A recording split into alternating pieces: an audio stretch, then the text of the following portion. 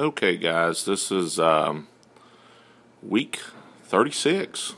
I counted up from my first video, so it's probably been 9 months, so we're going to call it week 36, but things are going well. I think had some new additions, and I think they've made some improvements, so let's go on to kind of take a look here. New nice leather is doing well. You can see things seem to be spreading. Some zinnia up here that's spreading like crazy. I think that's kind of a wildfire type thing. May or may not be a good addition, but right now my aquarium needed some height, and this big large leather and that zinnia is fitting the bill. Really kind of added a lot of movement and kind of enjoying it. So my toadstool, it started looking really bad. Still doesn't look great. I mean, it's definitely started springing back out, and it started shortly after adding the leather and the zinnia. And I thought, well, maybe there's some toxins or chemicals from the corals fighting. But that seems to improve. I just got the combo GFO carbon reactor from Bulk Reef Supply, added it about a week ago, and since then the leather and the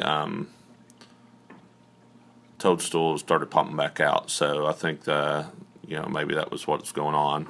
Maybe there's a little toxin in the water, who knows. But as you can see, zoas are spreading off their space. I've got several other heads on the Duncan there. Like I say, the pompon zinnia and the new zinnia, I don't know exactly what it's called, are both spreading all over the place. There's zinnia down there.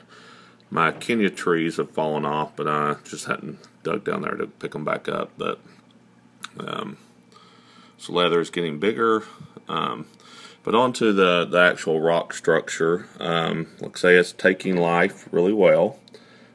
Things are doing well on it. You can see how much coralline algae has grown on this big column section here, and even this block wall section has a lot of, where the more flow is, has a lot of coralline on it. So things are moving right along. So not having any issue with algae or anything with the do-it-yourself live rock. I think, if anything, it's been kind of a relatively simple process. All the issues I think I've had over this time has actually been just more learning as a hobbyist, not based off of the rock that I put in there. So, little chocolate chip star has really been going through my sand. To the point now that my sand's kind of loose. Actually, when I clean my glass now, it blows around, so I think it's definitely eating some of the debris out of there. This candy cane that I thought was dead now has put on several heads. I actually moved it back out here to the front. Same with this candy cane that I got from somebody else. It's split into 2 heads, so things are kind of moving around. I wouldn't say they're exactly beautiful yet, but they're alive and growing, so I think that will come with time. Let's see if anything else is new, but even this big piece of homemade Tonga branch has coralline on it now, so I think things are, I'm pleased. So I'll keep y'all informed. I had a question wanting to see the refugium, so I will back up here and go show you that, and we'll go from there. Alright guys, this is back of the aquarium. Shown this in a previous video, but I was just going to show some progress in the refugium here and some of the stuff that's going on back here.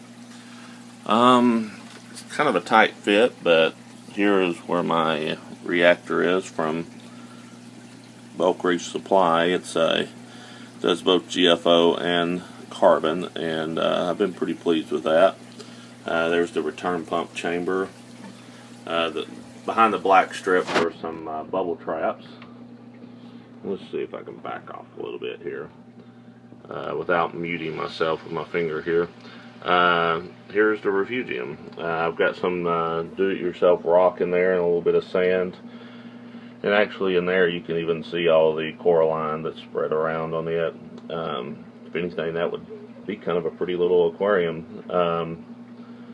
Got some 2 different types of algae in there, and actually some other stuff that just came up on its own. Don't typically clean the glass here. I scraped it off just so I could do this video, kind of show what's going on. So it looks good. So I think I've been pleased with that. Got another bubble trap there, and then my sock filter, and my protein skimmer. So like I say, nothing too fancy. This was a 29-gallon that I just rebuilt into this refugium with some pieces of glass and old leftover microlight that I had, and some time. So hope that answers any questions.